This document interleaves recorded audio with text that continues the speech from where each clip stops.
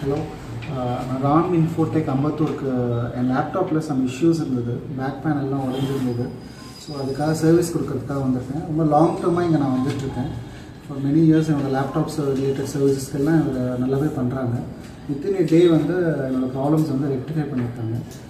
Major issues எல்லாத்தையும் அவங்க பர்ஃபெக்டாக ஹேண்டில் பண்ணுறாங்க. ஸோ தைரியமாக நீங்கள் கொடுக்கலாம். தேங்க்யூ.